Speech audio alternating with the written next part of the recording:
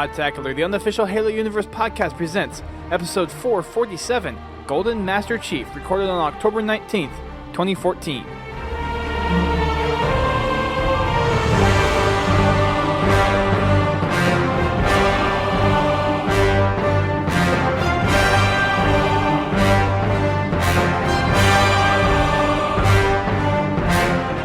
Hello everyone, welcome to Podtacular, the unofficial Halo Universe podcast. I'm your host, Duststorm. And I'm your other host, Biowolf.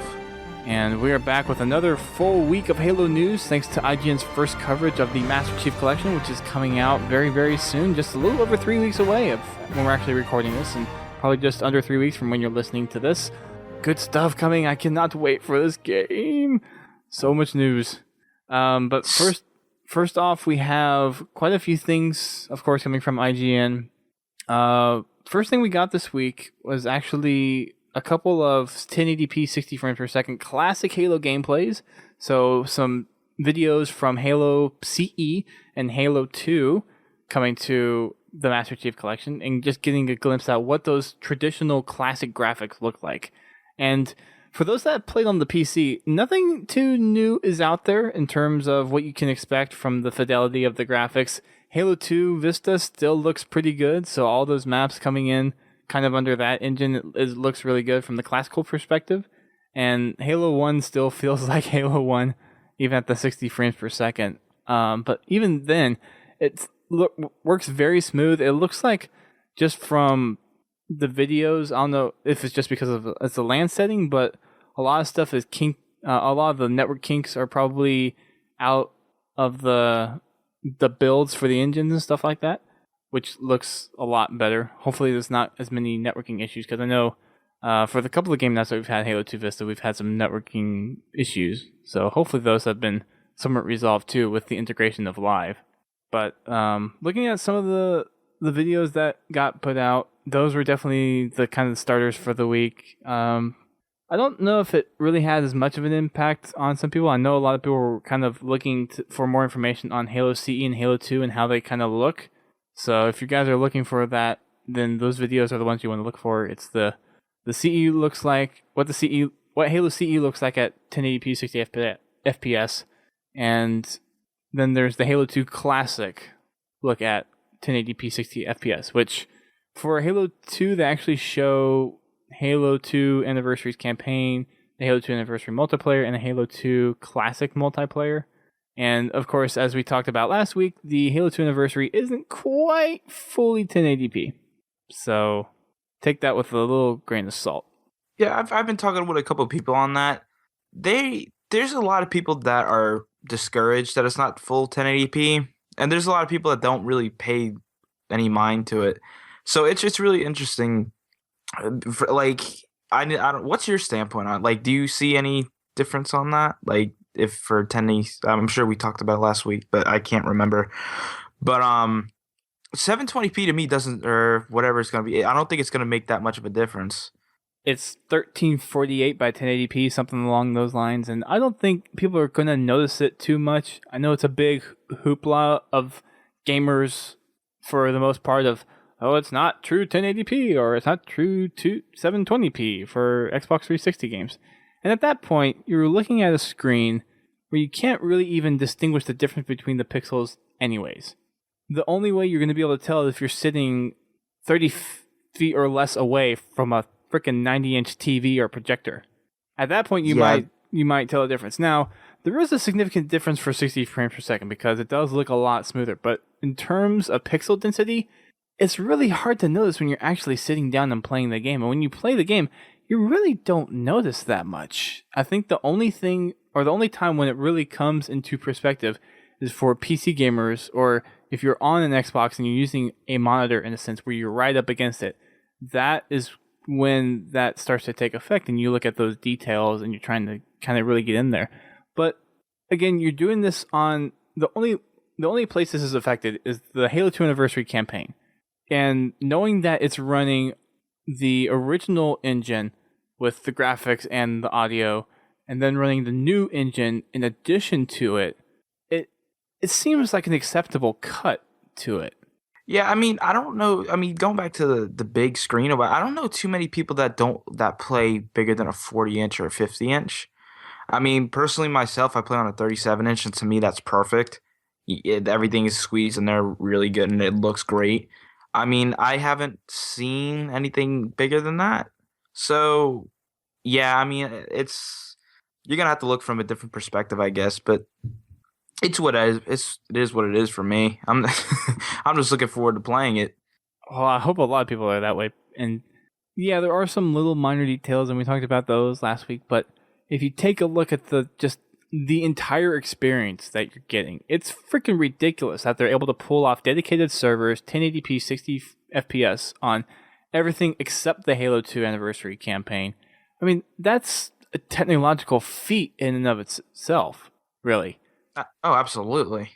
And you're going to have theater for Halo 2 Anniversary and campaign and multiplayer, and you're going to be able to do the whole game clips with the like Xbox record that or whatnot. I wonder how many people like playing Xbox and that actually worked. Listening to this, probably nobody. But anyways, there's just the little nuances. Yeah, they kind of suck, but they're not that detrimental to the game for the most part. So just taking a step back and looking at the bigger picture, you're still getting a friggin' awesome deal with the Master Chief Collection. Oh, absolutely. I mean, you're getting 4 games in one, every map known to man for the thing. I mean, and plus you're getting a digital feature with it with Halo Nightfall. I mean, you're getting an incredible deal. I mean, I've discussed that with different people, and they still can't believe that's all packed in one for $60. And Like the Halo that, 5 Guardians multiplayer beta. I completely forgot about that. Yeah, that's another little detail. Yeah, but yeah, I mean, it's just crazy. Like this is something that 343 is like they've been working their butts off on this. I mean, the Of fact that course. having the fact that they're having 2 projects. They have Halo 5 Guardians they're working on. I don't know how much in depth they are, but I just know that they had been working on 2 projects at once, and for them to do that, that's a lot of effort to put into that. It is. Like that's crazy. It's freaking nuts. Everything else, though, 1080p, 60 frames per second, dedicated servers for multiplayer. It's expected for the Xbox One platform, and it delivers with the Master Chief Collection as far as I'm concerned. Yeah. That's me personally. So those videos are up on IGN. We've linked them in articles on the website, which we've actually caught up to, by the way. New York Comic Con put me a little bit behind on actually posting stuff. So with everything going on, or not as much going on this week, I was able to catch up. So some of the articles were a bit late, but we're back on top of everything. We're current to date as far as I'm aware. As far as when you're listening to this recording, that might change a little bit, but I'm trying to stay on top of the news as much as possible now since we're very, very close to the launch of the game. So close.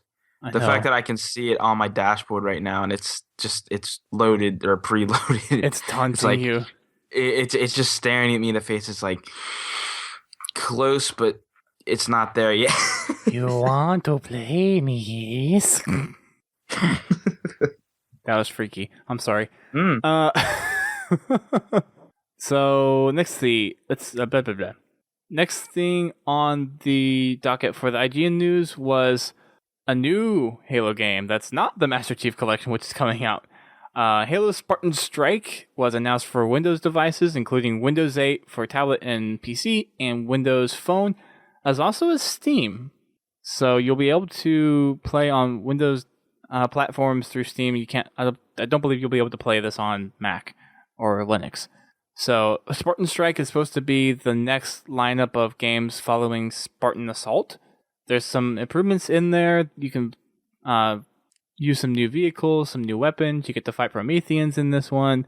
And you actually get to drive a new vehicle that's based off of a Mega Block set, if you can believe that or not. It's cool. called the VTOL. I forget what the first part of it. I'm looking it up right now. But yeah, there's some new stuff in here. You actually start off in New Mombasa during the events of Halo 2. You're supposed to be trying to find an artifact that the Covenant is hard looking are trying to go find, and you're supposed to try to get there and get the artifact before they do. That's probably going to be your first few missions, and then you stop for a little bit. You jump to 2557 during the events of Halo 4, and then you go to Gamma Halo. So it's kind of being a bridge between what we're seeing in Halo 2 Anniversary and what's going to be coming down for Halo 5 Guardians. So we've already kind of seen a little bit of connection between with the cutscenes that they're doing and the whole trailer with the Arbiter and Agent Locke, how there's some Halo 2 ties in with Halo 5 Guardians. And this just keeps on building on this story arc that they're trying to connect back Halo 2 and trying to incorporate the new Halo universe that they're trying to unveil to us in Halo 5 Guardians. So a lot of the stuff that's going on in here is going to be related to the events of Halo 2 and Halo 5, of course, but or not exactly Halo 5, Halo 4 leading into Halo 5. So we're probably going to get some interesting story tidbits here that kind of give us a little direction on where Halo 5 Guardians could possibly be going. As far as playability, it looks very similar, and according to the IGN video that they posted on IGN first, it feels very similar to the Spartan Assault, but the controls have been a lot more refined. The targeting has been fixed on some things. You can drive a Warthog, you can use all the Promethean weapons, and you're going to be shooting Prometheans on Gamma Halo, and it starts with a 30 mission count. If you guys remember, Spartan Assault started with 25 missions, and then they added on 5 co-op missions later. But this is 30 co-op missions from the start, and right now it's only single player. It's going to be releasing on December 12th for $5.99. That's United States dollars. That's only going to be coming out on Windows. I do not have plans right now to be releasing on any other platforms, including Xbox, Android, and iPhone. So as far as getting on this game, then you might want to take a look at using Windows. Just like Spartan Assault. Good. Your Windows achievements are going to be synced across all Windows devices, as well as your progress. And that's something to note. And then the same thing for Steam. Steam has its own kind of segmented off achievements. So it's not like a couple of games that were out there for Steam that were Windows enabled were like Fallout 3. It had Xbox Live or Games for Windows Live achievements, but you could actually buy it through Steam. But they're completely separate. You'll be able to, if you buy it on Steam, you'll be able to get the Steam achievements, and then if you buy it separately on the Windows Marketplace, you'll be able to get those achievements separately as well. Yeah, I'm really excited for this. I mean, for $6, I really enjoyed Spartan Assault as it was. I liked it better on the tablet though. I didn't really care for it on Xbox. It felt weird. So I like the fact that it's not coming to Xbox right away. That way I can actually play it on I have my Windows phone now, so I'm gonna see how that goes. It's a little bit small, the screen to play it, so I'm really looking forward to playing it as that, and especially that they have vehicles in this time. I wish they had vehicles in Spartan Assault. So I'm really excited for this. Well, they did. You drove the Scorpion, you drove the Ghost. That's true. I forgot about that. I did. It's been really? A while. Yeah, it's been a while. You could drive a Wraith, I think.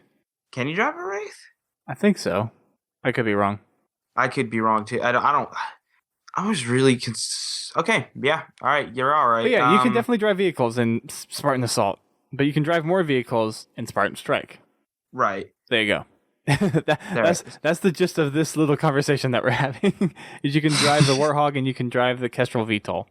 That's what it's called. It's based off one of the Reap X Mega Bloks sets. So if it's the 3-disc hovercraft thing, that's the right. They called it the Kestrel VTOL for this. It's pretty cool that they're implementing something from Mega Bloks. That's pretty cool. I like that.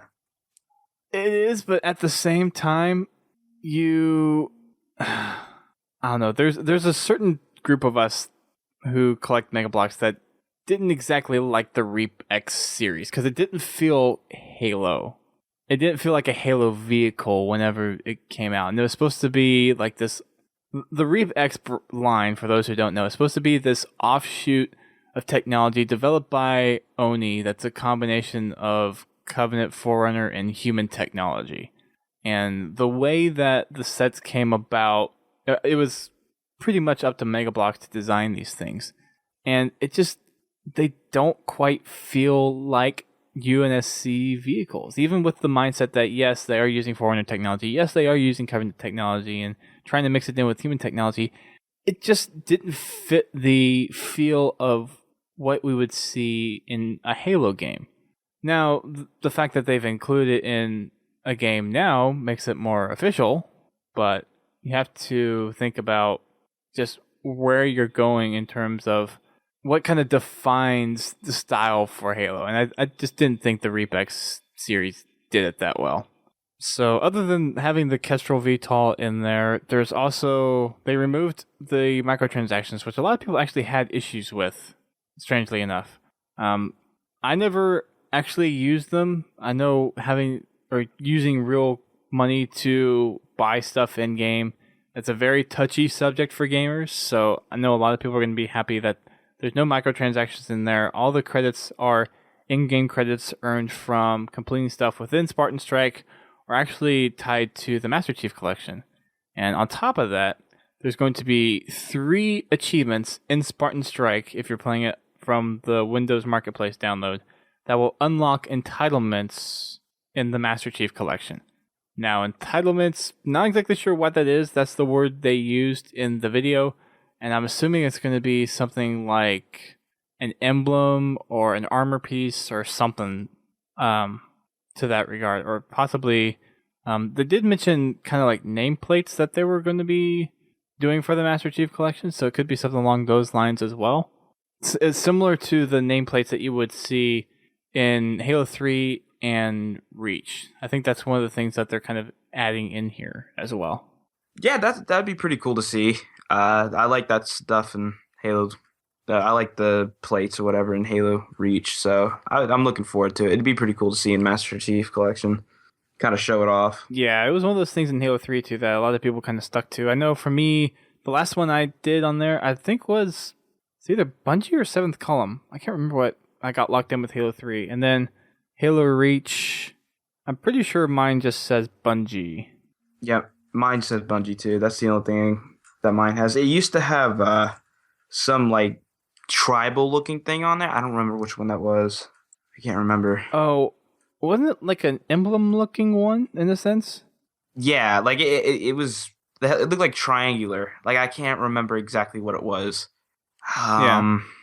I was also rolling with the I think it was the battle rifle. Or not the battle rifle, the DMR. Oh, that's yeah. That was one of the other ones I was in there. Yeah, there were quite a few of them. I know for Halo Reach, you could select like Halo 1, 2, 3, or ODST as well as nameplates. Yeah. And there's some other ones. Yeah, there was a bunch. So you'll get some of those. And I believe they also said in the video too that some of the stuff that you unlock in Spartan Strike, in the Master Chief Collection also can get you unlocks for Spartan Strike. And I don't know if that's just credits that you can use, similar to how for Halo 4, if you got certain achievements or something, you could have unlockables in Spartan Assault. So I'm not sure how integrated that system's going to be. Yeah, that's a good question. I don't really know how that would work either. So, anyways, that was the next piece of news. It was something that I think quite a few people were not expecting for the most part, to have another part of the studio working on another twin stick shooter. And because I know a lot of people are looking at the Master Chief Collection as the next big Halo title, and then Halo 5 Guardians, like everyone is trying to get that down to a science for the multiplayer and for the, well, I don't know, we haven't really heard much about the campaign, so I wouldn't assume too much, but multiplayer, we're getting the beta out super early just so they can nail that thing. I don't know with the development here for Spartan Strike if that's really taken away any dev time, but I think I remember seeing a couple comments is like, I thought everyone was working on Halo 5 Guardians or the Master Chief Collection at this point. We have another set of people working on this other game. Yeah. So after Spartan Strike, we have the announcement of a campaign leaderboard. So we actually talked a little bit last week maybe hinted on this a little bit with the achievement list that we saw for the par time and the par score. Well, now there's going to be a leaderboard that you can use when you're doing runs in Halo. So for campaign, you'll have this tracker for your like best score, best time that you have for each campaign mission. And the cool thing about this is you can go in and see how other people are doing on their campaign runs, what their highest score is for a level, what their fastest time is. And they kind of advertise it as a speedrunning tool for those that do speed runs. And also, there's a rival system as well. So once you go in and check your friend stats, you can mark someone as a rival. And then when you go into game and play it, you can actually get pretty much what I call a pseudo live time update of where your friends are during kind of where you would be. I say pseudo because it's hard to distinguish progress in campaigns, so they actually do it on the checkpoints for if you're ahead or behind someone on time for your rival, and then the points are actually updated live. So as you were to go on a time basis for you playing the level, the seconds are going to pass by, and as many points as one person gets on your rival list, then those will pop up. And there's a little UI element that's at the bottom right hand of the screen, and I believe this is going to be for every campaign mission that's there. It's an interesting idea. I know a lot of stuff for games in the marketplace have some kind of scoreboard or leaderboard that you can look into, but not many retail games have it. What do you think of this, having this in here, Biowolf? What from a scoring system? I mean, this is awesome. I mean, I was like that with Trials. I liked how you could see where your friend's time was, and I love the fact that you can compare all that stuff to like the speed running of the campaign. Like that's just something I like, being really competitive with certain things like that for time stuff. So I'm really liking. I like the fact that they do that in there. I know Naked Eli, he's on my friends list. It's going to be really interesting to see how fast he can like run through it. So like maybe try to beat his time or beat how fast he did it. So I'm really looking forward to it. Which would be pretty much impossible. Maybe possible for the first couple months that it's out, but as he practices more and more and more, he's going to get a lot better at doing the runs for the campaign. But I don't know, he could be just sticking to Lazo and trying to get that because he has the achievement after him for Halo 4. But who knows for the other campaign, he might just go all Rambo on it and have some of the best run times. And there's going to be some other people there. I forget who the big speedrunners are for Halo. I should know them. But it's been one part of the Halo community I haven't reached out to the best. So that should probably change. But there's a group of them out there that do the high-speed Halo stuff. And there's a guy recently who was trying to, I think, reclaim his speedrunning title for Halo 2, something like that. And it's really interesting to see what kind of audiences he's getting. It's something more recently that has gained a lot of attention. 343's been putting out articles about it, putting tweets out about when they're happening and all that stuff. So it's definitely one of those little areas of the community that I guess 343 really enjoys and wants to support. And having the rivals in here is going to be a pretty good way to do that, both in score and time. I'm really looking forward to see where people can go. Like, who's going to be the fastest this week and who's going to be the fastest the week after that. Like it's something I paid close attention to. Lately I haven't, but like when Halo 4 when it first came out, I was like, I wonder how fast someone could have beat this, because I played it by myself and I tried going as fast as I could without speedrunning it just to see like how like the flow worked with it. And I was like, I wonder how fast people could really get through this. And I was just watching some of the YouTube videos and the stats and stuff. I was like, that's insane. They do some pretty interesting stuff, especially the speedrunners, because there's little tricks that you can use to get past certain areas or despawn stuff and whatnot. I have a feeling a lot of those glitches for the Master Chief Collection are not going to work quite as well. Just a hunch, because I know for Halo 2, a lot of the glitches and the super bouncing stuff was because of the limited frame rate and the limiting processing power of the Xbox. So, I mean, we've discussed this on the podcast before, but unfortunately for some people that really liked to exploit that for some reason or another, a lot of the glitches that you remember are going to be pulled out just simply from the fact that you're running on better hardware. You're running on the Xbox One. You have 1080p 60 frames per second, so the resolution and the calculations on the angles of that and not projecting you up at 1,000 miles an hour is going to be a lot more accurate, and you're not going to get that nearly as often either.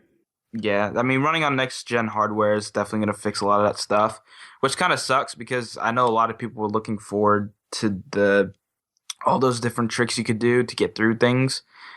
It's going to be interesting to see what new ways to get through it to replace that. Yeah, like what the devs have put in there as far as Easter eggs or stuff they didn't quite fully get yet. That'd be interesting to see. I'm wondering how much of the Halo 2 engine is going to kind of stay intact for that stuff. So if you switch to like classic mode or something and then try to perform one of those weird glitches to get out of the campaign level or something, I wonder if you could actually do that with the Halo 2 anniversary engine as well. I don't know. It's going to be interesting to see. Yeah, it's just kind of an interesting thought experiment because you on the one hand you have the older engine running, and then on the other hand you have the newer engine running. So it's almost like, for lack of a better word, which style do you kind of go with? So moving on, next thing that we have is there's going to be a new leaderboard system implemented in the game. We talked about this on the last podcast a little bit when we talked about the IGN first stuff with the achievement list. We saw some par score and par times in there, so this is going to kind of tie into this whole leaderboard thing. What this actually is will let you track your progress in terms of how you compare up to your friends online. So who gets like the best score, the best runtime, and they kind of tout it a little bit as a speedrunning tool. So if you guys have heard of like High Impact Halo or High Speed Halo, they've done they're a community of speedrunners and actually try to go through the campaign as fast as possible. They find glitches in the map to where you can get through certain places a lot faster, a lot quicker like that. So this is going to be one of those things that speedrunners might use to kind of help do like segment out times and compare their times to others. Maybe if there's a certain map that they need to work on where other speedrunners have managed to do it in less time, that they can focus on that. So they kind of tout it as that. But another cool thing about the leaderboard system is you have rivals. And how you implement that, yeah, I know, right? And how you implement that is you actually go into your career stats, and there's going to be a little section under that for leaderboard and everything. And you can do it that way, or you can also, whenever you load up a level, you can go in, whatever level you load up, it has a little kind of widget area on the right. You can go over there, see like the top 3 of your friends on that leaderboard system. And if you hit A on that, you go into this bigger UI that shows the leaderboard for everyone in there, for all your friends. And if you select on somebody, you can actually set them as a rival. And then when you go in game, there's actually a HUD element that pops up at the bottom right part of your screen that shows your progress against your rival's progress in real time. Yeah, that's really cool. That's one thing that I really liked about Trials is you could see people's times when you go through it. So this being in Halo is something that I'm really going to enjoy, especially with all the friends that I have, like kind of competition-wise, to see who can get through it faster. So it's going to be a really interesting thing to have in the Chief Collection. I'm really going to enjoy. I'm going to use the crap out of it. Good, because I'm not sure how much I would use it. I'm not a huge speedrunner, and while I do see kind of this system, and it's supposed to be an evolution of the Halo 3, Halo Reach, Halo ODST scoring systems that they had in there in the part times. And if you remember from ODST, they had a couple of achievements for getting certain scores on Firefight and that kind of stuff. But as far as using it to compete against people, I'm not much of a person to really compete against any particular person in campaign, so I'm not sure if I would use it that much, but I can definitely see where certain parts of the community would want to utilize some kind of tool like this. And it is pretty cool that you actually have real-time update. And it's, I mean, if you think about like Mario Kart, it's like having a ghost in there. You can't actually see what they're doing because every time the game is different in terms of where enemies spawn, how they react and whatnot. But for the most part, you're getting a live time update on score. And then what they do is whenever you reach a certain checkpoint, they'll basically have like, are you on time? Are you in front of your rivals? Are you behind your rivals? And they'll actually color code those based on what your progress is. And that's pretty cool. Yeah, it's really neat. A lot of people I know wish that they had that beforehand. So it's really cool that we're gonna see it now. Especially like I know Naked Eli, he's a huge person for Oh that. Like when he yeah, does he would use lasso, the heck out of this. and I'm following him on Xbox, so I'm really gonna try to push it to see where he goes, like how fast he can do it. So trying to see like how he could do certain things. Like it's gonna be really interesting what tactics people do. You know how to get past this one part faster than one another. Well, one of the interesting things you have to think about when you're doing this, though, for Halo CE and Halo 2, is because you're upping the graphics to 1080p or pseudo 1080p for Halo 2 Anniversary, 60 frames per second, you're going to get into situations where glitches that may have worked before because of frame rate issues or processing power limited to the Xbox is not going to be there anymore. So there's going to be some glitches I think that are going to not be in there anymore, and it's going to make speedrunning harder for certain games. And there may even be new glitches in maybe the new graphics that you can exploit in the new system. So I wonder what people are going to do for speedrunning. Is it going to be strictly you need to use the latest campaign to do the speedrunning, or is it going to be something where you can switch back and forth based on maybe there's certain glitches that work in the new engine versus certain glitches that work in the old engine? There's just a lot of different elements in there, and I don't know if for something like High Speed Halo, if they're going to come out with like a standardized settings they have to use, or you can only use one engine or another engine, stuff like that. So it's just a couple things to consider whenever you're doing the speed runs. Yeah, it's gonna be really interesting to see what new tactics people can throw in there, like that kind of replace the old way of doing things on Halo. Like maybe I don't have examples, but like it's really gonna be really interesting to see what people throw out on the YouTube channels to replace all these certain old things that they were known to do to get things through faster. So if you're interested in the leaderboard system, definitely check out the video that's on IGN. It's actually pretty cool. They go through a little other tidbit of information in the video, even though it's primarily focused on leaderboard. And that's if you go into your career stats and go to your achievements, you can select any one of the achievements, and then the game will pop you into the right playlist or the right map with the correct settings that you need in order to get the achievement. So one of the ones that they demoed off was one of the campaign ones, I think for Halo 2 or Halo 4, and it was already pre-populated with the right skulls, the right difficulty, and all that stuff in order to get the achievement. And that kind of harkens back a little bit to what they did for the challenges in Reach, where if you would go into the little challenges menu, you could click on it, and if it was a multiplayer thing or campaign thing, you could say, go to campaign or go to multiplayer, and it would automatically pre-configure the settings that you need in order to complete the challenge. So they're basically doing that here with the achievements, which is really cool. Yeah, it's going to be really useful too. Like it's going to make things a lot simpler. So if you're just looking for that particular achievement, you're not going to have to sit there and like, oh, what skull is it going to have? You know, Right. all these different things. So it's really a lot of people are looking forward to this to make things a little bit more easier, and also like making like guides for certain things will be easier. That way, if they're going through, they're not going to sit there and be like, oh, I forgot to do this. Like it's just going to be right there. Mm-hmm. So that's going to be rather interesting. Can't wait to see what they're going to be doing for the speedruns. I would like to see them just use new engine only because it is the Master Chief Collection. And was there a big community out there for doing speedruns for Halo C Anniversary? I'm assuming there wasn't. I don't know. That's a good question. I only know people of CE Anniversary running through it really quickly. I mean, I don't The really follow OG. up. Yeah. Um, I don't really follow that too much. I just know a couple people that do speed runs, so I don't really keep up with that. So I don't really know. That's a good question. Maybe we'll have a speedrunner on here at some point and actually talk to him about it. Yeah, for sure. Maybe. Get Nikki Eli back on the show. There you go. Moving right along, next little tidbit of information that we got is some maps that some people may not have played. I know for a lot of people here at Podtacular, where we've done PC game nights, at least for Halo 2, you may have heard of a couple of the maps that are coming, but for those who have never touched Halo on the PC, you all are in for a treat because you're going to get 8 new maps. New in a sense.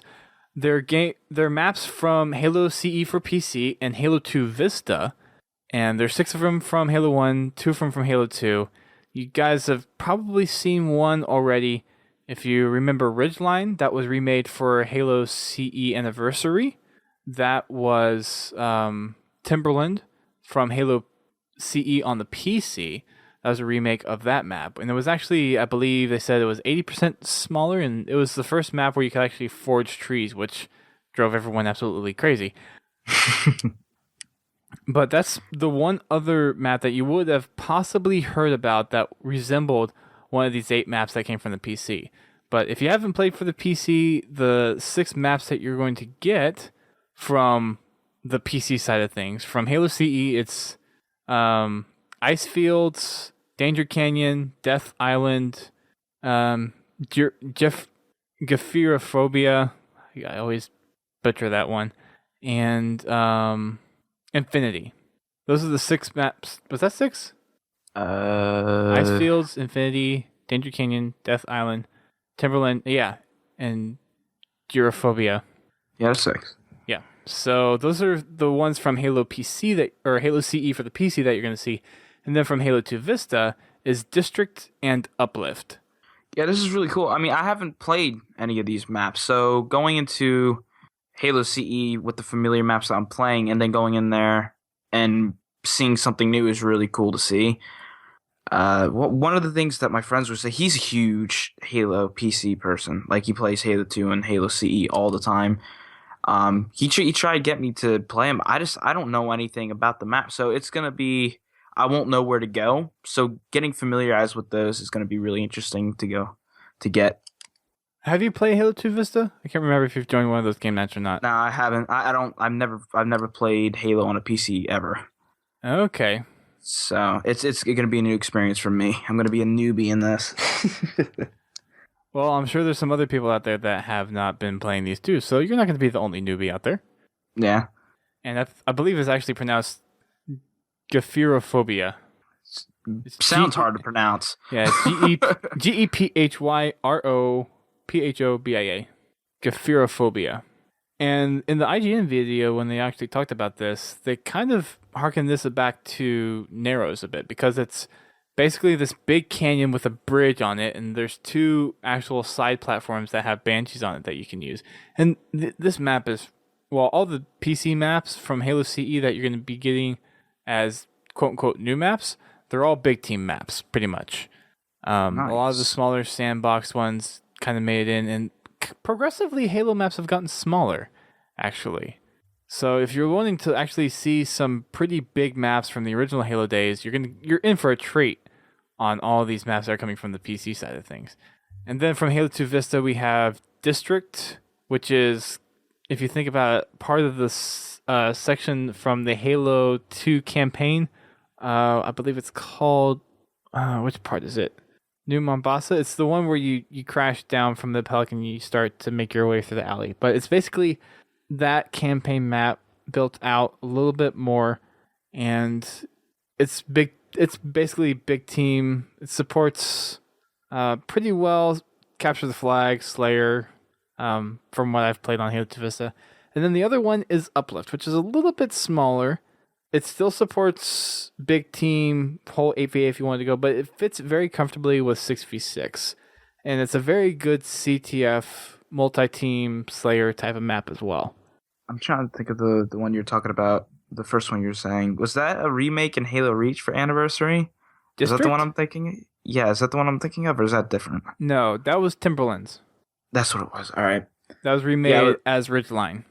Okay. All right, yeah. I'm trying to think of the one you're talking about. I'm just trying to envision it. It's the one with all the trees.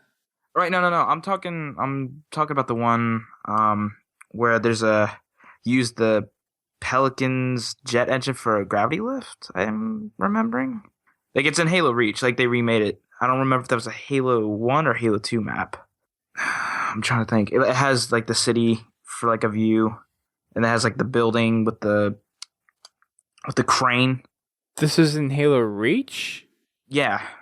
It was I'm trying to think. I think it was a Halo 2 map, if I remember correctly. I'm not exactly sure what you're talking about, to be honest. Are you talking about one of the anniversary ones that were remade? Yeah, it's one of the anniversary It was in the anniversary map pack in Halo Reach. The Tombstone remake? It might I mean, be. I don't there were remember. 6 maps or 5 maps in there that were remade. Yeah, you had Beaver Creek, Headlong, Pinnacle. Timberland. I'm trying to think of the other one. I don't know. Anyway, Okay. Moving right along then. Next up on the news is kind of a conglomerate of things. On Friday, it was announced that Halo had gone gold. So, good times for Halo. We have another 23 or so days now from recording this. And with that, we also get the ability to pre-order and pre-download it. So if you're going the digital route, you can go buy the game now, and you'll still get the Boom Skull as the Microsoft pre-order bonus if you're going through the marketplace for that. And you can already pre-download it now. It's a 45 gig install, and then there's going to be a separate 20 gig install that delivers the rest of the content basically as a launch day title update. Apparently, the game was so big that it would not be able to fit on one disc. So what they're doing is they're adding a 20 gig download to download the rest of the multiplayer while you can still enjoy the campaign while it's downloading. The only caveat to that is Spartan Ops is not going to be available until December. So but you'll have access to everything else. You have access to the multiplayer, have access to the campaign, have access to Nightfall, but you are not going to be able to play Spartan Ops until December, which kind of sucks, but yeah, I mean, it's not that big of a deal to me. I mean, I'm going to be really occupied with other things. So, I mean, for achievement-wise... So many achievements. Yeah. Well, I don't remember if there were any specific Spartan Ops achievements in the achievement list, were there? I think it was all campaign for the most part, minus a few of the general category ones for killing a certain amount of enemies and whatnot. Me? I don't remember. Right? Yes. Right? I think. I'm not sure. Even though we read that list all the way through, I still can't remember. Yeah, that was a long freaking list. And if you guys are listening to this, we actually reposted that whole list up on our website and actually categorized it a little bit to where you can go through and find out what some of the achievements are by category. So there's one in there for doing campaign completion. There's sections in there for Easter eggs, for terminals, for skulls, for progress on your par score, your par time, and some of the other things that kind of tie in with the achievements there, just from a category perspective. So if you haven't checked that out yet, head on over to our website, and you might like the order of that a little bit more than the IGN one. I think it helps break it down and gives you the ability to read it a little bit easier, but I wrote the article, so I could be biased, which I probably am. But check it out. I think it's going to be a little easier, but we still have the whole interface that's coming to the career stats UI, so you're going to be able to track your achievements that way, which is really handy. And if I remember right, the video that they showed of it actually shows it grouped by game, which is similar to how IGN grouped it too. So you can go and filter in the overall achievements, the Halo 1, 2, 3, or 4 specific achievements. And then within that, you can kind of dial down into, okay, maybe I want to go work on this achievement, or maybe I want to wait on some friends to work on this achievement, and then we'll go after it, yada, yada, yada. So making the achievements trackable in that stats UI, I think is going to be a lifesaver for a lot of people. Because I remember going, when I'm on the 360, pulling up the dashboard, going over to achievements, and then having to scroll all the way down to see what few last achievements I didn't have. But the UI for this thing in the Master Chief Collection looks really solid, to where you're not really going to have to fumble around trying to find what last achievements that you need on here. You're going to get a pretty good idea just from looking at your career history. Yeah, it's going to be really useful. There's a lot of things in Master Chief Collection that's going to be really useful to a lot of people. I think a lot of the UI stuff is some of the things that are being radically changed in here. And I'm hoping some of that carries over to Halo 5 Guardians. I hope 343 has kind of learned the lesson of what really makes a good UI for first-person shooter. And it seems like they're still kind of sticking to the whole glowing corners things, but it seems like they've, compared to Halo 4, of course, they've kind of shrunk down the UI elements a little bit to where it's a little more user-friendly, which is nice. So moving on, kind of within that announcement, of course, was the 20 gig install, and lots of other things coming down the pipeline for launch. Of course, Nightfall is coming out on the day of, and there's also something else that was in the bulletin this week, which I haven't read too closely yet, but just kind of seeing some of the news on Twitter does give an adequate update of what's going on. But they have the universal control schemes all listed out on the bulletin. Now, for those who may not quite be aware, the universal control schemes are ones that you can choose that will be applied across every single Halo game that's in the Master Chief Collection. If you don't want to use a universal control scheme, though, you can still go and use the classic control schemes that came with the games after you dial into that game-specific UI, and you can go and select your control there. And the game will remember what controller setting that you have per game. It's not something that you have to go and reset every time. But it's going to be... I'm going to try using the universal control schemes first and see how that goes. Yeah, that's really interesting because I didn't use Bumper Jumper on Halo 2. So going back to Halo 2 and playing Bumper Jumper on it is going to be a little bit different. Mm-hmm. So it's going to be really... I'm honestly finding this even like awesome that you can sit there and just pick a control scheme or layout that you want, and then just throwing it on there for all of them. Because a lot of people were asking, what game was it that had both games in there? Like, you had to go through and have different things with that. But yeah, I'm really happy that you can just choose overall. I think it's going to make a lot of people happy because I know from when we do our game nights, hopping from Halo 3 to Halo 4 to Halo Reach is always an interesting experiment that you go from one controller scheme field to another controller scheme field to another and all that stuff. It gets confusing because whenever I go from like Halo 4 to Halo 3, it's like I mean to go melee and instead I'm throwing grenades. It's like that's not what I meant to do. Yeah. I've always been Bumper Jumper guy though. So anything that I play has always been Bumper Jumper, and I'm really happy that they put Bumper Jumper in there and as one of the ones that you can actually see as a layout.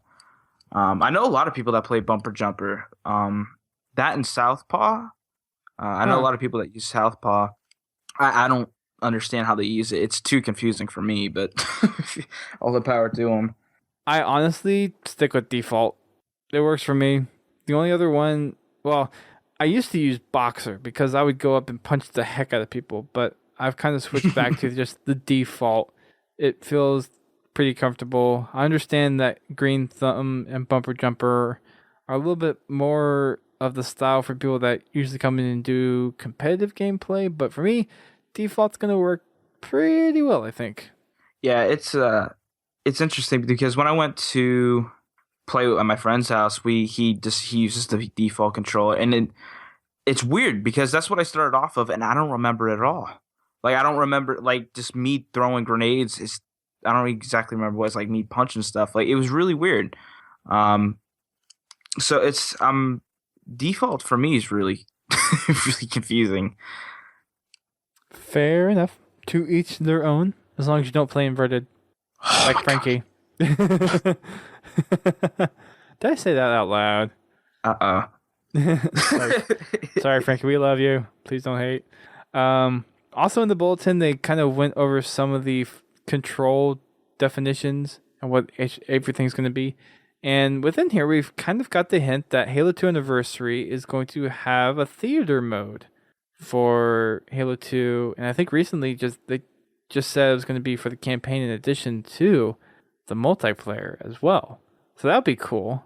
Yeah, a lot of people were discouraged in Halo 4 that we didn't have a theater mode in campaign. Yeah. You could technically hack it to enable it, but it's still a hack, and Microsoft unfortunately looks frowningly at that. Yeah, so I'm really happy that we have that. Because there's a lot of screenshot stuff I did in Halo 3 with the campaign stuff, and I know a lot of people did a lot of campaign stuff like that. Certain things would happen, like with brutes or elites or some funny thing, and we didn't get to see that for any of the Prometheans or anything like that for Halo 4. So it's gonna be really cool to see from a screenshot spotlight stuff. Like it's gonna be interesting to see that from theater mode. I bet it is. I'm looking forward to it because they're going to be. I mean, just look at how pretty Halo 2 Anniversary already is. Being able to get screenshots from that, it's going to be freaking amazing. And I'm wondering what resolution the screenshots are going to be in because I know for Halo 4, the screen resolutions were always in the 16 by 9 aspect ratio, and I think it didn't really go past the whole 1920 by 1080, but even still, if they're able to export maybe bigger size images, it'd be cool to utilize a service kind of how they did or like how Bungie did in Halo 3. You could order prints. That would be kind of cool, I think. Yeah, that'd be really neat. So, Well, there's the I was just gonna say, going to the pictures that we have for the waypoint, like from Halo 2 Anniversary now, aren't those 1080 or just were those like enhanced in any way? my gut reaction would be to say maybe it's not 1080p because of the whole like the game is not full 1080p for the campaign side of things. And I think we talked about that last time, right? Yeah, it was. Yeah, because it was one of those finer detail things for the first week.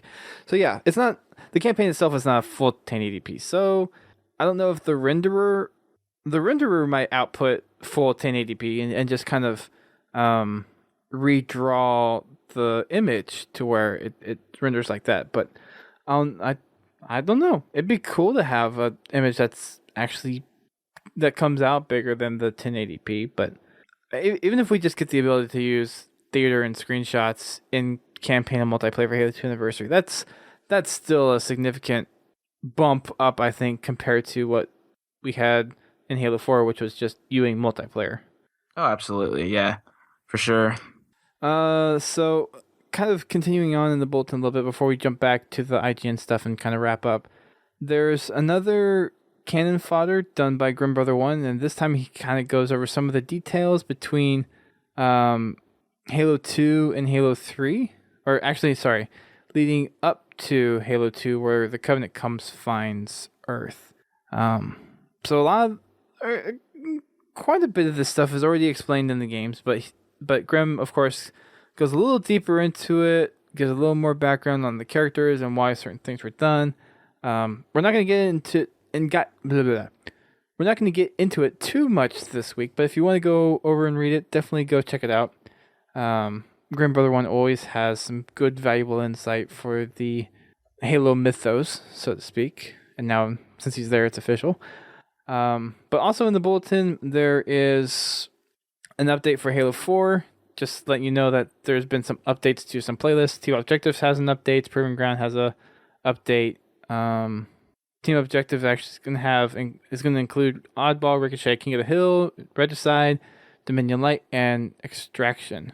And they also have a little note in here since they resolved all of the Halo 4 DLC achievement issues, a lot of those things should have already fixed themselves. So we did talk about this last week where they put out a tweet saying all the DLC errors were fixed. And a lot of people were reporting that they were getting upwards of 16, 17, 18 achievements that they were supposed to earn from the DLC. So if you haven't had a chance to kind of hop on Halo 4, make sure you go do that. Check that you have all your achievements. And who knows, maybe you get surprised with 300 achievement points. Yeah, that was really cool when it popped up for me. I wasn't really expecting it. Yeah, and I don't think anyone was expecting it. It boosted me up to the 18,000 I was trying to get to. So that was really cool. It was a really awesome surprise. That's kind of cool. At the near the bottom of the bulletin, they kind of do a highlight on the 343 Guild Lantern, which of course is being hosted by our friends over at halo.bungie.org. And just about looking at a couple of the entrants so far, this is going to be a tough year to judge. It really is. Oh yeah, there's a lot of creative people out there that are putting their hand in it. I'm surprised how they did some of this stuff, to be honest, especially the Master Chief one. How it looks like there's flame coming off of his back. Yeah, that's crazy. I mean, I would honestly really like to know how people do that. I mean, and the amount of time that they put into this, like it's crazy. Yeah. I don't know if I would have the patience to draw something that intricate. I mean, there's a lot of people I know that they say it's really relaxing Like it's all it Oh, kind of I don't helps with doubt it. stress. I don't doubt it. There's certain escapes for everybody, and if Yeah. pumpkin carving's your thing, then pumpkin carving's your thing. Yeah, isn't there a TV show that comes on every year? Um, Like on HGTV or TLC or something like that. yeah, something like that. I can't remember exactly what it was, Beats me. but yeah, it's going to be really hard to judge from these screenshots. It's going to be really hard to judge this year. Yeah. And are they? I don't remember. Do they limit the number of entrants that can apply? I don't know. That's a good question. I don't know. Because I want to say last year there was either like 45 or 50 finalists or something. Hmm. Does that ring a bell at all? Or And I didn't. I just like looking at them. I didn't actually got follow into it. I just seen people throwing pictures up left and right, and I was just liking them. I was Okay. like, this is really cool. Got it. Moving on back to the IGN first stuff. Do you want to look at the screenshots for the bulletin, Mr. Biowolf? There's only 4 up there this time. If people haven't gone on and actually seen the bulletin, there's only 4 screenshots there. I don't know. It looks like they all just kind of go to their media file, and they used to have 10, but I'm guessing with maybe the possibility of a job and working at the same time, may not be it. But anyways, yeah, I didn't get to look at them this week, so I didn't. Yeah. No offense to anybody, I didn't check them out. Yeah, I mean, this week's been crazy enough for us anyways, as you guys probably can tell by the late release of this episode. But anyways, out of the 4 that I see there, though, I'm honestly going to have to go with Receptor 17, Electric Field. I really like that one. Man, he's on it, boy. Getting some really mad is. love from Podtacular brethren. Yeah, so Hoorah. good job, Receptor. Way to go. All right, back over to the IGN stuff. Last thing that we want to... Well, actually... Yeah, last thing we want to talk about is the Blood Gulch remake video, or the walkthrough that they did with... that IGN did with Max Horman from Certain Affinity. This was one of those maps where we didn't quite have that much information and we hadn't had much gameplay on it, but we finally have a walkthrough video that goes through a lot of the finer details of Blood Gulch. And there's some pretty significant changes. Yeah, there's no downstairs in the bases where the Banshee used to be. Right, so that was more of an element from Halo 1 that they took. Yeah. And whenever you watch the video, and I highly encourage you to, whether through the video that we have on our page or through IGN, just take a listen to some of the design processes and thoughts that they put in there. Because basically what Max said is whoever was the lead designer for doing Bloodline as a remake basically tried to take all the best elements of all the Blood Gulch / coagulation maps that have been made so far and kind of throw them into one nice big presentation. So it would have included Blood Gulch from Halo 1, Coagulation from Halo 2, and Hemorrhage from Halo Reach. Halo 3's Valhalla and Halo 4's Ragnarok doesn't exactly count as Blood Gulch, even though they were kind of inspired by it, but you're looking at the best, for the most part, of 3 different worlds that this map has been in. And just to kind of talk about taking some of the best, like Biowolf said, there's no bottom base, kind of leaves some exposure. There is a little jump up under the arch ramp that would go to the base. So if you were on, whichever base you're on, it's on the left side of the base if you're facing out. So there's actually the little jump up down there. So what would have been the jump down in Coagulation, that's now kind of a little jump up straight to the outside instead of going down to what was second floor. Banshees have been replaced by Hornets. Just an interesting touch to it. Yep, and they still have rockets on the Hornets.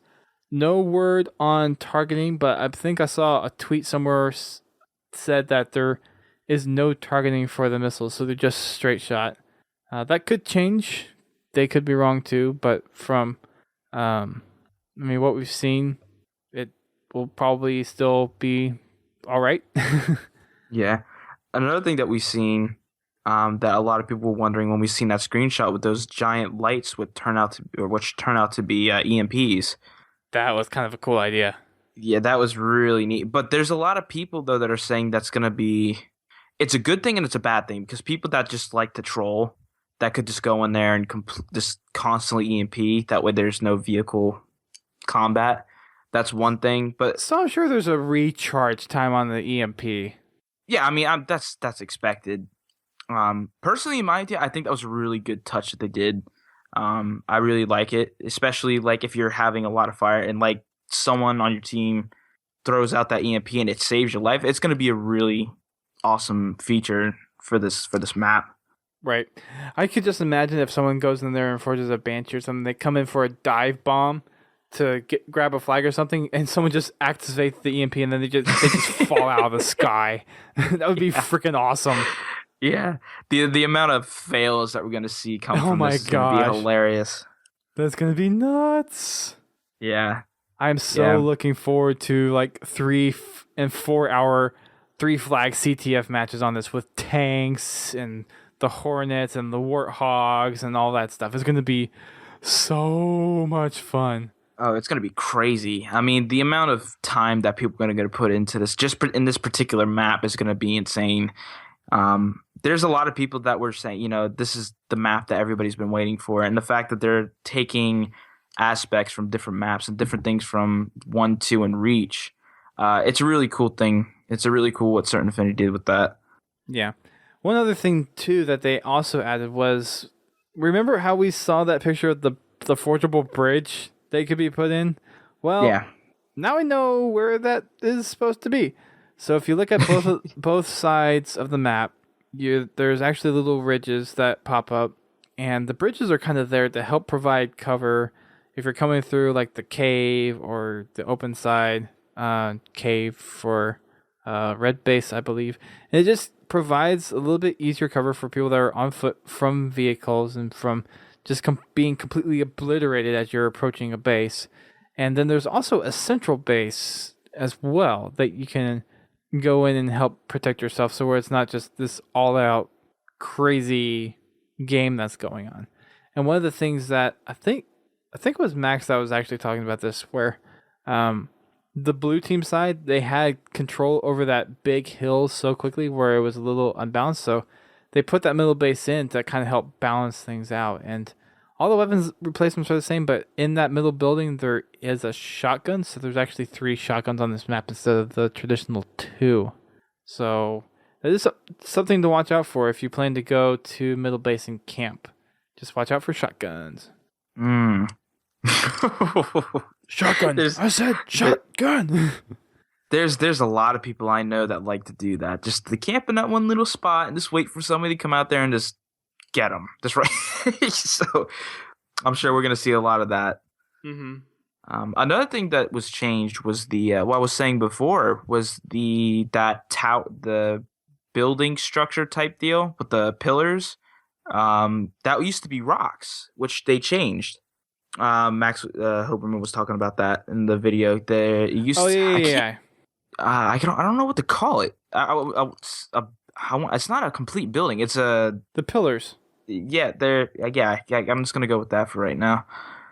Yeah, no, I know what you're talking about. I think, did they call them pillars? I think they called them pillars. He called it structure, I think, if I remember correctly. Whatever. He said it still fits the purpose pretty well though for what it replaced. Yeah. So, but Blood Gulch, I mean, guys, this map looks phenomenal, just like all the other maps. It looks just gorgeous and fantastic, and I know a lot of people have been really looking forward to seeing Blood Gulch actually playable or played after we saw the art for it. So it's nice to finally get some closure on what's been kind of going on with Blood Gulch, because that was, I mean, in my opinion, at least, that was one of the maps that we had the least amount of information for, and we finally have all this information flowed out about Blood Gulch. So I'm happy. I'm sure Biowolf, you're happy too. Oh, I really. We all can't have wait to heard play. nerd Halo flu or something right now. Yeah, I mean, it's a great time to be a Halo fan. That phrase has been going around for a while, and if you've been playing Halo for from Halo 1, from Halo 2. Like it's a great time to just be in the hype with all this. One thing that I noticed and I was excited for the most, there was two things. I mean, everything that was we seen was really cool, but the two things that really got my attention was the silenced SMG. We didn't get to see Oh actual yeah. anybody shoot it or anything, but those were actually in there, and you could see them pop up to actually grab. And the sniper. I'm gonna say it every Mm. time I see it in a video. The sniper sounds incredible and it looks incredible. That crack, that the 50 caliber sound of that power of that. I mean, getting a headshot with is gonna be the most successful feeling, in my personal opinion. Like Okay. I really can't wait to play it. Okay. I think that's actually gonna wrap it up. We covered all the stuff from IGN first for this past week, and of course, we'll be covering more news next week as we do this. And again, for everyone listening, sorry to such the late post of this. Mine and Biowolf's weekends just got completely crazy and messed up. So it's just one of those things that we're still here doing the podcast. We still do it, whether or not we're live. Well, still doing anyways, so you guys will probably be hearing this on the Tuesday after I post this. So yeah, if you're listening to us then well, there you go. Let's see, wrapping up some other things. Make sure you guys check out the covers that we're doing. Podtacular.com is where you can find all the stuff. We're trying to stay on top of everything now since we're caught up, so all the news that comes out on IGN we're trying to repost as soon as possible. So please, if you like what you're seeing, please go over there, share the post with people, and please go to our forums and help discuss what's going on. Converse with some of the other Halo fans that are with us on the website, and just kind of dive into the conversations of some of the things. We're getting a lot of information. There's not too much time to really go into deep conversations about it, but the forums are a good place to kind of foster that discussion, so I highly encourage everyone who's listening to this, if you have not done so already, please go register for the forums. Please go and contribute to the discussion and let your voice be heard in the Podtacular community. We want to shout out our podcast network, which is thepodka.st. They are a network of podcasts that are similar to ours, focusing on gaming-specific stuff, at least for the most part. Includes podcasts like Guardian Radio, Criticast, Reachcast, How to Murder Time, and Work in Progress. If you guys are looking for other podcasts to listen to that are gaming related and just similar personalities to what we're doing here, then I suggest you check them out. They're really good podcasts. They have really good quality. And all the guys that I've met with so far that have run all those podcasts are really, really cool guys. Something that I haven't announced in a while, which I had a real life friend of mine kind of bring up, is we have not asked for voicemails in a while. So if you guys want to dial in and hear your voice heard on the show, then we actually have a number for you to do that. And we might it would be interesting to open that line up for launch night. We'll talk about that possibly a little bit later. But if you want to get a hold of us, talk to us about anything Halo related, whether it's a story, whether it's something just random that you found in the game or something, then you can give our voicemail a call at 240-200-HALO. That's 240-200-4256. And leave a message that's no longer than, say, 90 seconds, maybe 2 minutes max, so we can actually play it on the show. Once we get enough of those, we'll, of course, talk about them.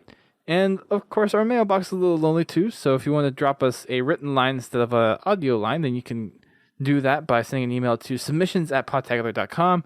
Or you can, of course, head on over to the website, hit the big submit button on the top, and that'll take you to a form where you can fill out and ask your questions or tell us about your cool Halo stuff there as well. If you guys haven't already, make sure you go check out our New York Comic-Con coverage over at Halo Collector. They were our guests on for last week, and they were kind enough to get me to New York Comic-Con to help cover the stuff, so a huge shout out to them.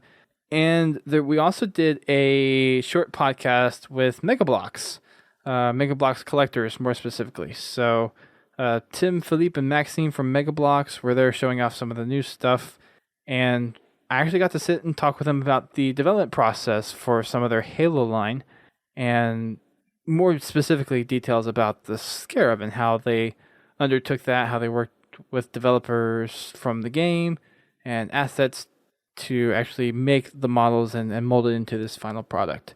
So I highly encourage you guys to check that podcast out as well. It's a special.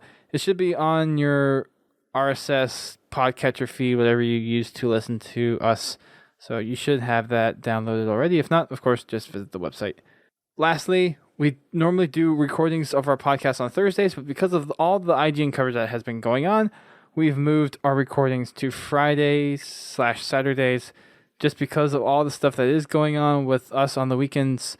We can't guarantee live shows all the time right now, but once we get to the launch of the Master Chief Collection, hopefully we will be doing live shows for you then.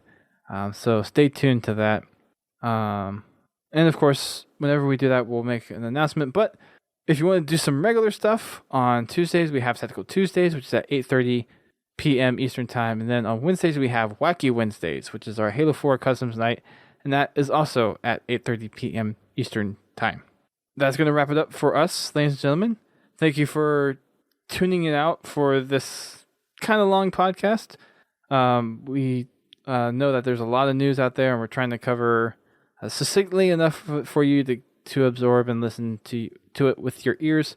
And we hope that you will stick around with us until the launch of the Master Chief Collection, which is so close. Oh man, You excited? Dude, the exciting is not a word that's in the vocab. Like, it's past that. I can't wait. I really can't. It's sitting on the dashboard right now, just staring at me in the face to get unlocked. So, yeah, I'm waiting to get my press copy. Lucky. Ladies and gentlemen, thank you again for listening to us. We hope you've enjoyed this episode, and we hope that you guys will be around for the next one. Of course, lots of Halo news coming out, so make sure you stay tuned to podtacular.com, and we'll try to keep you updated with the up-to-date news as much as possible. Until next time, ladies and gentlemen, keep on fragging Bloodline.